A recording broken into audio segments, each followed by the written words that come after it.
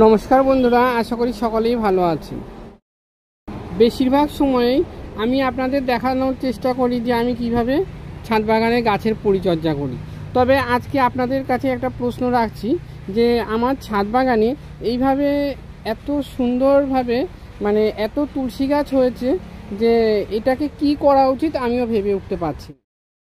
তার আগেই বলি, আমি এই যে ছাদের এই অংশটার মধ্যে আমি বেশ কয়েকটা তুলসী গাছ লাগিয়েছিলাম। এখানে দেখতেই পাচ্ছ কিছু তুলসী গাছ আছে, দেখো বড়, পাতাগুলো একটু ছোট হয়েছে। আর নতুন করে কিছু তুলসীর চারা বা গাছ হয়েছে, সেগুলো দেখো বেশ তরতাজাও সুন্দর। তো এরকম এইখানে যেমন তুলসীর গাছ হয়েছে, সারা ছাদ বাগানেই এত তুলসীর গাছ হয়েছে যে না দেখালে বা না দেখলে বুঝতে পারবেন না। আর এর মধ্যে আরেকটা কথা বলছি, সেটা হচ্ছে প্রায় আমাদের এখানে শ্রাবণ মাসের 1 তারিখ থেকে পুরো শ্রাবণ মাস লাস্ট ভাদ্র মাস পড়ে যাওয়ার পরেও এখনও বৃষ্টি কিন্তু একদিনও বন্ধ হচ্ছে না। এই আজকের দিন আর গতকালই একমাত্র বৃষ্টি হয়নি।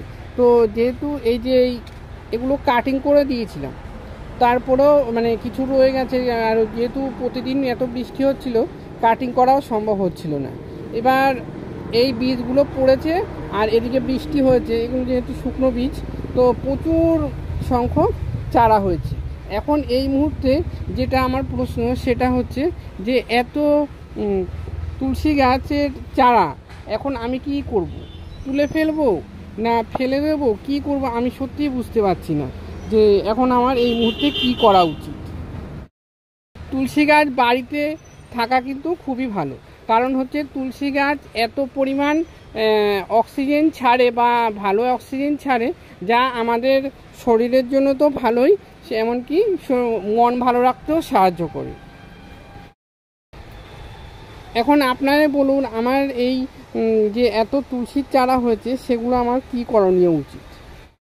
এই তুলসী মঞ্জরি আমরা যদি ফেলে না দিয়ে এইভাবে তুলে রাখি, তুলে আমরা যদি চায়ের লিকারের মতো ফুটিয়ে তারপরে চা যেমন খায় গরম গরম, সেইভাবে খাওয়া হয়, তাহলে কিন্তু অনেক রোগের উপকার। বিশেষ করে যাদের বাড়িতে ছোট বাচ্চা আছে, বাচ্চাদের যদি ওইভাবে মধু দিয়ে চায়ের লিকারের মতো করে ফুটিয়ে তারপরে মধু দিয়ে খাওয়ানো হয়, তাদের ঠান্ডা, কাশি বা নিউমোনিয়া জাতীয় এই ধরনের জিনিস কিন্তু রোখা যায়, প্রতিরোধ করা যায়। যেমন এই গাছটাতে বর্ষার আগেই আমি এই মঞ্জুরিগুলি ছেটে দিয়েছিলাম, যেহেতু আবার শাখা বেরিয়েছে, এই শাখাগুলি থেকে দেখুন মঞ্জুরি ছাটা হয়েছে, এই শাখা বেরিয়েছে, শাখাগুলো থেকে আবার নতুন করে মঞ্জুরি বেরিয়েছে। তা আর মঞ্জুরি পড়েই কিন্তু এত সংখ্যক চারা সৃষ্টি হয়েছে।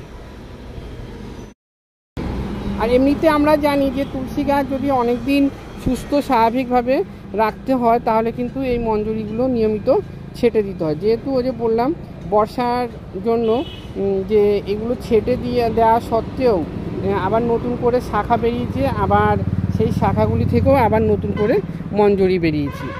আর যেহেতু অতিরিক্ত বর্ষা হয়েছিল, এই যে দেখুন ঢললেই পড়ে যাচ্ছে, এইগুলো কিন্তু বীজগুলো মাটিতে পড়ে যাচ্ছে, আর যেখানেই পড়ছে সেখানেই, আর এগুলো যেহেতু হালকা, তার জন্য যেখানে পড়ছে সেখানেই মাটি পাচ্ছে বা জল তো পাচ্ছেই, মাটি পাচ্ছে, আর সেই সঙ্গে চারা অঙ্কুরোদ্গম হয়ে নতুন নতুন অনেক চারা তৈরি হয়ে গেছে।